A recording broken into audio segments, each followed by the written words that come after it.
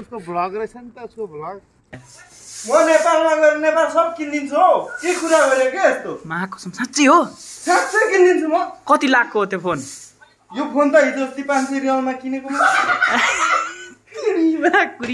ल ठिक छ हाँसेको र मा कसम के चुरोट त लामै निकालेको के चुरोट त छोटो निस्किएछ नि त छोटो नाम बस्दैन नि यार ल होस् आज ल दम लगाइदिएँ ल साउदीमा कसो मैले लाखपति नहोला त हौ कसो लाखपति नहोला त ल त्यो त तर त यो त यार मैले पोता लगाएको यो कोठाको मैले पोता लगाएको यार यो क्लिप त काट्नु यार हेलो हजुर दर्शन नमस्ते सन्चै हुनुहुन्छ होला म पनि एकदम सन्चै छु गाइज आज चाहिँ एकदम साउदीमा यस्तो मजाले हुस्सु लागिरहेछ बाफरे जाडो पनि लास्टै छ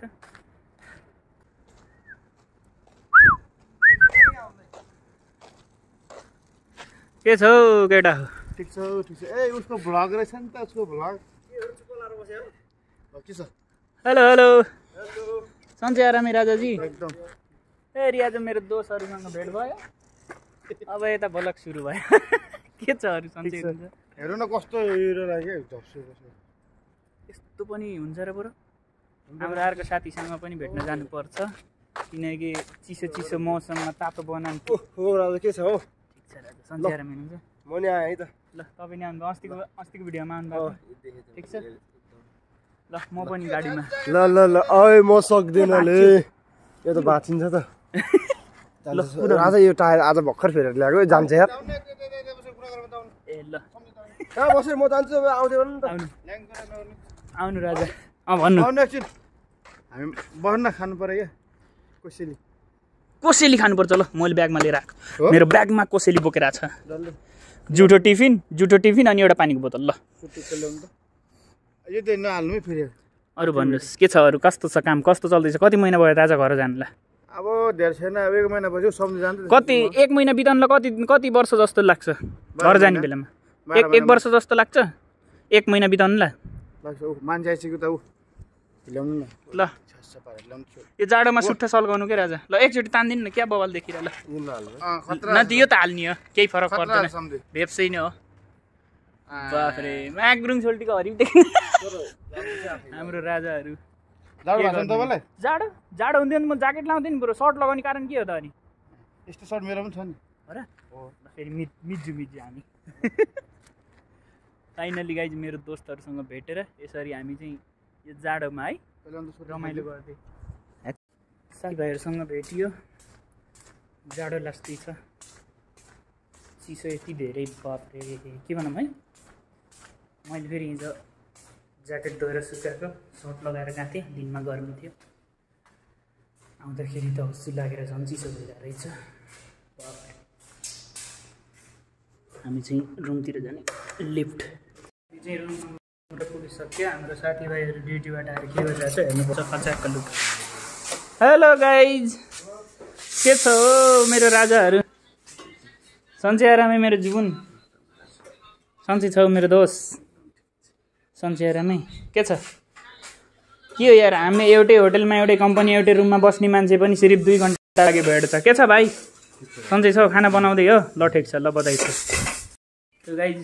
मेरो एउटा साथी छन् यिनले चाहिँ भन्छन् कि मैले जति खतरा भिडियो कसैले बनाउँदैन र मलाई क्यामेराको अगाडि बोल्न शरम पनि लाग्दैन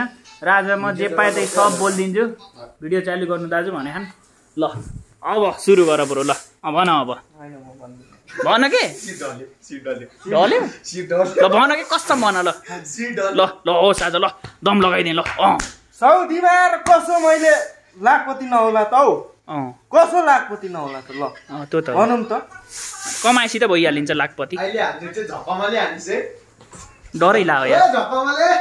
होइन कसो लाखपति नबन्नु ल डर लाग्यो यार लिम्बू पो र यसो नगरौँ यार म नेपालमा गएर नेपाल सब किनिदिन्छु हो के कुरा गरे के यस्तो महाकसम साँच्चै हो साँच्चै किनिदिन्छु म कति लाखको हो त्यो फोन यो फोन त हिजो अस्ति 500 रियालमा किनेको म ल ठिक छ हाँसेको र अहिले यसो सम्झिने कुरा त गर्न यार यो सुरुवाल त मैले नेपालदेखि लगाएर ल्याएको 6 महिना भयो कि चप्पल 250 मा किनेको 6 महिना भयो सधैँ लगाइरहेको छु त यार तपाईँ त करोडपति हो यार राजा कसरी नहोला त तपाईँको भाइ साथी छ हजुरको यस्तो खतरा डेन्जर उ देखेर है रूप देखेर हामी धन्नै डलेन है त जिन्दगी यसरी पनि चल्छ के हामी जसरी पनि चल्छ सबैको राम्रै हुनुपर्छ भन्ने नै छैन बिल्कुलै छैन यस्तो तरिकाले चल्छ हो हजुर अनि के छ त अनि जिम सिम हानिँदैन आजकल ए जिम त हान्नु त हालेको मैले पोजिसन पनि राम्ररी हान्नु हैन यही छ त जिम हान्ने यो के हो त यो ल खिच्यो ओत्तेरी यस्तो दिन त कति हानियो के मैले त्यो के भन्छ खै अलिक नाम आएन कि सबैलाई मैले नै सिकाएको हो कि अरे मैले नेपालको संविधान लेख्ने मान्छे नै म हो के डरै लाग्यो सर हजुरको यस्तो यति खतरा भयानक रूप रहेछ मसँग त सब डाउँ छ के सब डाउँ कुरै सक्छु के यो कोठाको राजा मै हो यो मान्न पर्छ सकिगयो तर त यो त ल्याएर मैले पोता लगाएको यो कोठाको मैले पोता लगाएको यार यो क्लिप त काट्नु यार परै हुन्छ यो क्लिप चाहिँ काट्नु है फाइनली गाइस मेरो भाइले चाहिँ आज खतरा होला एक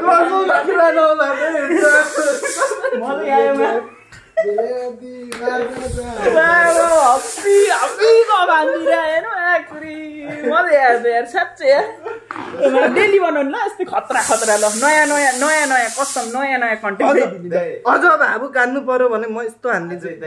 सबैजना कसो नरोला त ठुठा बोकेर बस्छ त्यहाँ मा कसम के चुरोट त लामै निकालेको हो कि चुरोट त छोटो निस्किएछ नि त ठुटो नाम बस्दैन नि यार